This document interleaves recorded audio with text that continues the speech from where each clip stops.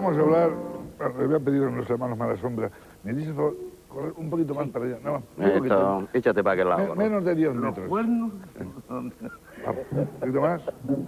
Ahí. Vale, muchas gracias. Señor François, vamos a ver. Ah, cuántas preguntas tenía, bueno, mil, pero en fin. La primera, ¿cómo fue tu vida cuando te reencarnaste en el emperador romano Tito?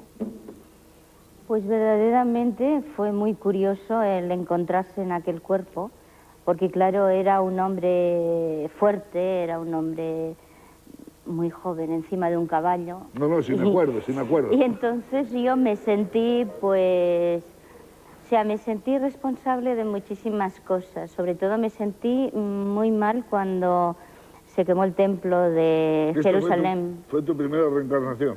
Bueno, es que, de hecho, no sé, a mí me han hecho 3, o sea, me las hizo el doctor Sindel. Entonces, claro, los años es igual el tiempo, porque en el espacio no existe el tiempo, ¿no? No cuenta. Pero de las 3 reencarnaciones, ¿cuál fue de la primera que tú misma tuviste noticia? Bueno, yo la primera fue cuando era una china muy pobre, en un sitio súper miserable, y fue sorpresivo porque me sentía muy mal. Me encontraba en un campo de arroz, me notaba un gorro así, iba vestida de azul, y luego cuando fui a mi casa y vi que salía un niño, y yo sabía que era mi hijo, y al verle la cara, mi expresión fue solo decirle, pero si es chino. O sea, todavía no había reconocido bien aquel cuerpo. Después me encontré con un marido tuberculoso y aquella pobreza pues me oprimía muchísimo.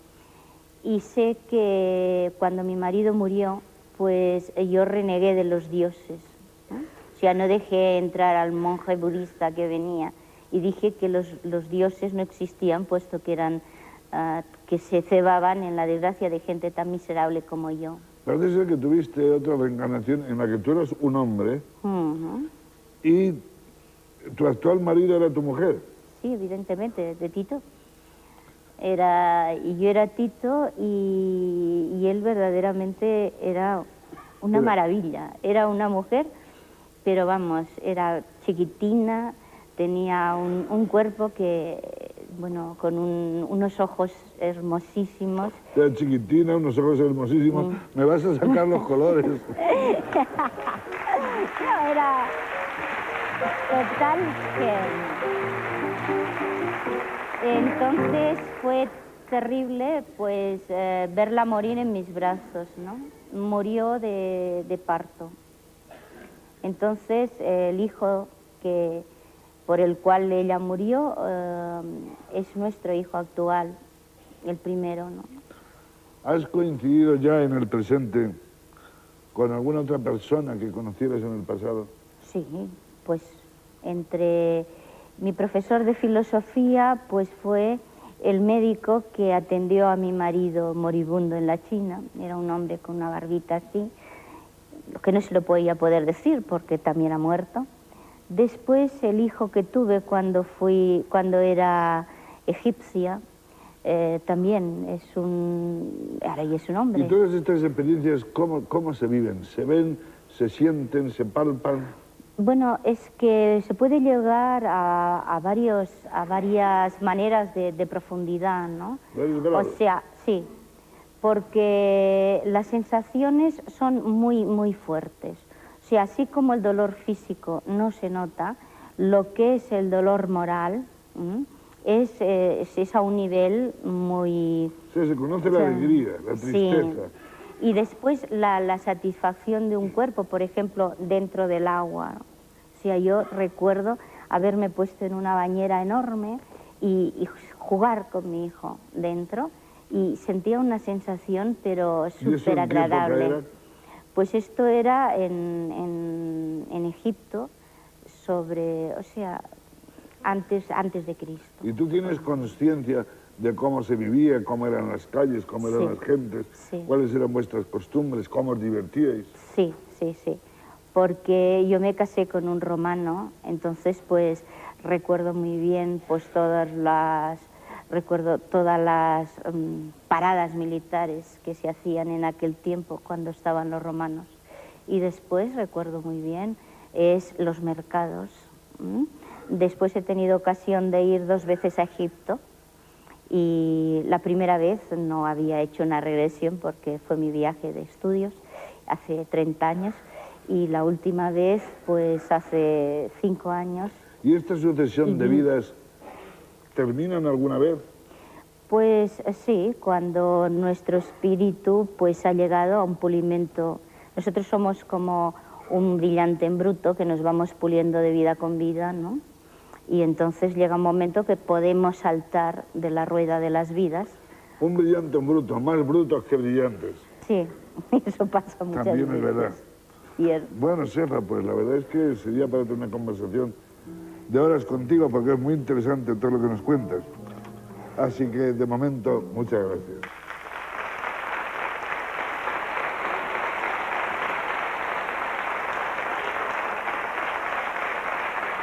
Bien. Y tenemos con nosotros a Luis Páramo y Carlos Meneghini. ¿Por qué año se hacía vuestra emisión Los Chiripitifláuticos? ¿Qué año era, poco más o menos? 68, 69. Estuviste 5 años, ¿no? 5 años. Donde entonces eran tan populares Locomotoro, Valentina, el Capitán Tan, el tío Aquiles, y vosotros que os llamaban los hermanos Malasombra. Sí, los dos. Sí, Los dos. el bueno y el bueno. Y el feo. El feo y el bueno. ¿Y quién os puso Malasombra? ¿Os pusisteis vosotros? ¿Lo pusieron allí? No, eso lo pusieron en el programa. Sí. ¿Cuál era vuestro cometido? ¿En qué consistía estos personajes? ¿Qué hacían? En ser los malos. Sí, éramos los tontos, antihéroes. los- Bueno, él era el tonto y él era el yo malo. era el antihéroe Es decir, para niños. para niños. ¿Y de qué manera eres malos con los niños o buenos con los niños? Éramos tontos. Sí, porque todos los malos son tontos. Todos los malos son tontos, y él más. Por eso soy tanto malo, para qué digo tanto tonto. Eso es. Esa es la cosa. 5 años estuviste desde el año 60 y... 68, 69, hasta el 73. 33. ¿Habéis pensado de alguna forma volver a hacer este tipo de trabajo en televisión? Hombre, si nos dejan ¿Se os dejan cuánto? bastante. Si quieren, Y si nos aceptan, y si pueden. ¿Sería ¿Y si no caro le un echan? programa así? ¿Muy caro o no? yo creo que no. Yo creo que no, porque era un programa sencillo. Con grandes actores. Grandísimos Un buen actores, reparto, muy poco brillante, decorado, poco decorado, mucho dinero de mucha presupuesto. utilería. Sí, era ¿El bastante... guión quién lo hacía? ¿Lo hacíais vosotros mismos? No. No. Lo hacía una Guiones persona era don Óscar Vanegas. que se llamaba Óscar Oscar Vanegas. Vanegas, sí, Óscar me Vanegas. acuerdo. Perfectamente. Y ahora, en ese momento, ¿qué hacéis vosotros? ¿Estáis juntos o por separado trabajáis? Ahora Ahora estamos juntos, pero trabajamos por separado. Sí. Es decir, él gana dinero y yo trabajo. Ya. Yo sigo trabajando en teatro para niños. Has estado en la Expo, además. creo. Estuve en la Expo con mucho éxito, además de la Expo. Lo vi, vamos. lo vi. Sí, ¿Dónde? él me fue a ver, ¿Dónde? 6 2 meses, veces. ¿no? Sí. 6 meses, 6 meses. Te faltaron 3. Casi. Y tú eres realizador de televisión. Sí. Bueno, era. Bueno, lo Y el- echan esta noche. ¿Y el mundo de la actuación lo has dejado por completo o no? No. Yo sigo. Sí, sigue. Sigo. Es que la facilidad de palabra es elocuente. Para ti, ¿qué te gustaría, dentro de toda esta profesión, realmente qué es lo que te gustaría hacer? ¿Ser un gran realizador, un gran actor, un gran guionista? No me digas todo a la vez también. Difícil la pregunta. Tú vienes a trabajar conmigo y ya está, que quedas bien. Eso, volver a trabajar Eso, con él. volver a trabajar contigo. Tú sabes que yo he trabajado contigo muchas me veces. acuerdo perfectamente. Siempre llevaba un col aquí. Bravo! Además, él iba vestido de marinerito, me acuerdo, ¿eh? Eso fue en... Gracias. Pregunten por mí. En el Teatro Maravilla. Pregunte por mí. Exactamente. También hace sus años ya, ¿eh? Pues, Éramos niños todos. sí. A él todavía no le había salido la barba. No, Es verdad. Y todavía tampoco. lo que me tuve que afeitar para que me saliera. Oye, vosotros que habéis estado varios años trabajando para niños, el mundo infantil es un mundo cruel, los niños son gente de mala mil, se dice, Sí, no. o Sí, son no. manejables, son... Sobre muy- todo cuando son no muy la tienen, sinceros. ¿eh? Cuando no la tienen... Son muy sinceros, esta es la verdad. Pero son muy crueles, ¿no? También los niños. Sí, cuando uno se porta mal con ellos. El niño no acepta que se le mienta, esa es la verdad. Pero son un poco egoístas, ¿no? Los niños siempre Totales. dicen, esto es mío, y esto es mío, y esto es mío. Totales. Todo es mío. Totales. Además, Pero no. es más sincero, es más de verdad que el público mayor. Son tan egoístas que parecen mayores. ¿Eh? Ojalá que no crecieran nunca. Bueno, algunos lo hemos llevado a efecto, pero otros no lo han conseguido. ¿Y esto de mala sombra, por qué? ¿Por qué lo de mala sombra? Si eres bueno, como habéis dicho, eres buenos. Sí, lo que pasa es que se quería dar la idea de que eran los malos tontos, es decir, los malos buenos. Sí, porque el malo normalmente es porque tiene mala sombra. Exacto. O sea, si alguien es malo es porque le van malas ¿Qué cosas. creéis que abunda más en el mundo, el tonto o el malo? Es el tonto. El malo. Entonces, O sea, al 50%. claro, ese más o menos. ¿Y qué es más perjudicial para la sociedad, los malos o los tontos? Los tontos. Él. Los tontos, esto es evidente. Sí, porque a los malos se les ve venir, ¿verdad? Exacto. Sí, sí. Pero al tonto, ¡bum!, te la pega y no te has enterado, ¿no? Es horrible. Muy bien, pues después de esta breve conversación con Luis Páramo y Carlos Meneghini, nos vamos a remontar aún más al pasado y le vamos a presentar un desfile muy sugerente, un desfile de lencería antigua.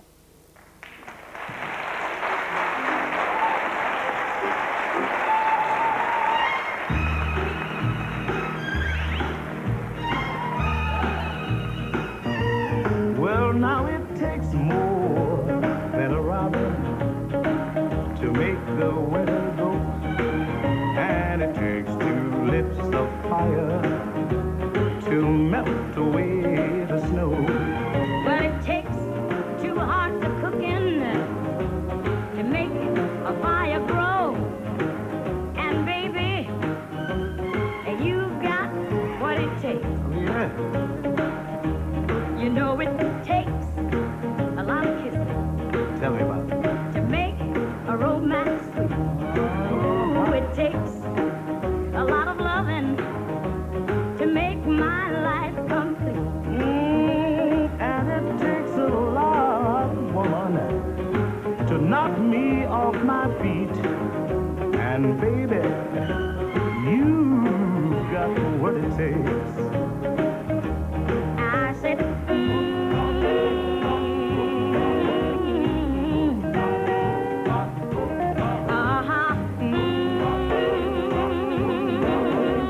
You know you've got just what it takes, because it takes more than an effort to stay away from you. It takes more than a lifetime to prove that I'll be true. But it takes somebody special to make me say I do. Oh yeah. And baby, you got what it takes.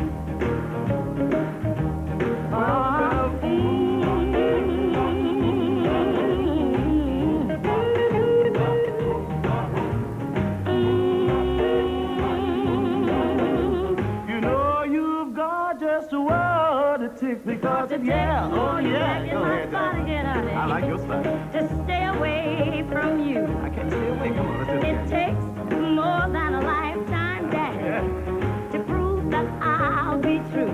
Now it's you. But it takes somebody special Like me, baby. to make me say I do.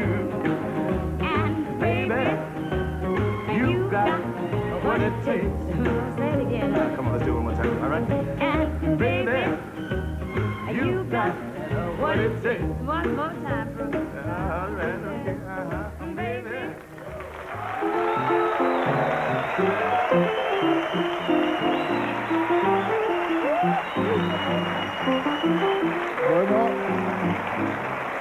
Bueno, la verdad, estoy muy emocionado porque esta lencería es justamente a la que uso yo por las noches. Así que después de esto no tenemos más remedio que darles otro de nuestros bonitos consejos publicitarios. Síganlo.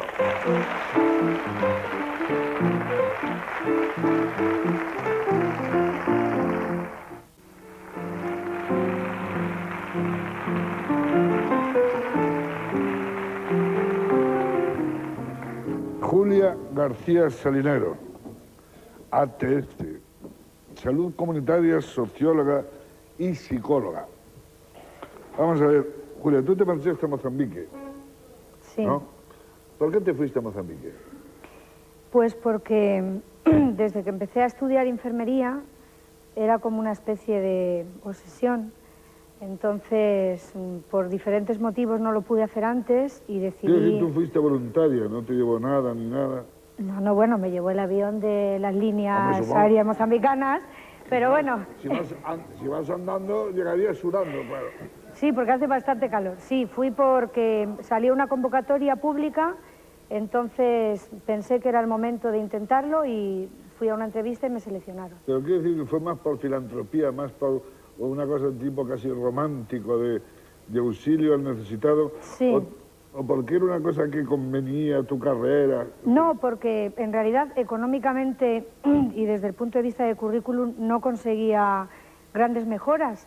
Lo que ocurre que de jovencita ya tenía deseo de ir y el país en el que había pensado ir era Mozambique, pero bueno, finalmente estuve pensando en irme a Nicaragua, a Honduras y me sorprendió ¿Tú ya muchísimo. conocías Mozambique antes? No, conocía su situación porque había seguido un poco la evolución que había tenido el país en su proceso de independencia de Portugal, pero el país no lo conocía. Te viste de pronto metida en una ciudad sitiada por la guerrilla. Sí, es que Mozambique es un país muy grande, tiene casi 3 o casi 4 veces los kilómetros de España. Entonces, desde que surge la independencia, aproximadamente a los 4 o 5 años, surge un grupo de oposición al gobierno y entonces me mandaron a una ciudad a 1.500 kilómetros de distancia de la capital y no había posibilidad de entrar y salir de esa ciudad excepto por avión o vía marítima. Lo que pasa es que los barcos eran exclusivamente mercancías. Entonces la ciudad tenía un margen de seguridad en la zona que era la zona sur de la ciudad, de aproximadamente 20 kilómetros y no era posible salir de allí. ¿Pasaste miedo? Sí, pasé bastante miedo. Hubo un momento bastante terrible, que no sé si recordará la gente. ¿Cuál es el recuerdo más intenso que Bueno, tienes de aquello? el más fuerte y el más intenso fue una tarde que estaba anocheciendo, que me dieron un aviso, porque yo trabajaba de profesora en una escuela de enfermería, entonces me dieron un aviso que había llegado una columna civil que intentaba salir de la ciudad para irse a su región, que había sido atacada por la guerrilla. Entonces llegaron aproximadamente como 100 y pico personas a la urgencia del pequeño hospital que había. Entonces, bueno, realmente fue sorprendente porque me vine con un grupo de alumnos para intentar echar una mano y me encontré con un pasillo totalmente desbordado, con personas apiladas unas encima de otras. Entonces, claro, lo primero que había que hacer era ver si estaban vivos o muertos, ¿no? ¿Pero cómo? ¿Apilados así como...? Sí, apilados, unos encima de otros. Es decir, es realmente impresionante, ¿no? Y entonces, bueno, pues empezamos a coger a aquella gente que parecía que respiraba y la llevamos a la sala de curas. ¿Y cuál fue nuestra sorpresa? Bueno, concretamente la mía, al ver que no había nada de material para curar. Y las curas... Nada. Es decir, que aunque parezca extraño y suene realmente como un poco una fantasmada, ¿no? Tuvimos que curar a la gente con agua y con papel de periódico y hacer vendas con papel de periódico. Entonces tuve una crisis gordísima, estuve como 2 o 3 días sin dormir y estuve a punto de decidir venirme. ¿Y cuántas personas en ese estado aproximadamente había? Pues yo calculo que aproximadamente 100. Había gente que le habían cortado los pechos, otra gente le habían cortado las orejas, era bastante espeluznante. ¿Y cuántos iréis para remediar esto? Pues muy poquita gente, debíamos de estar en ese momento pues, 4, conmigo 5 y 2 o 3 que traes alumnos. como a 20 y tantos por cada uno. Sí, lo que pasa es que muchísimos de ellos estaban muertos, entonces realmente no. Qué horror. ¿Y luego por qué regresaste a Madrid? Pues yo creo que fue por amor, porque tenía en esos momentos un compañero y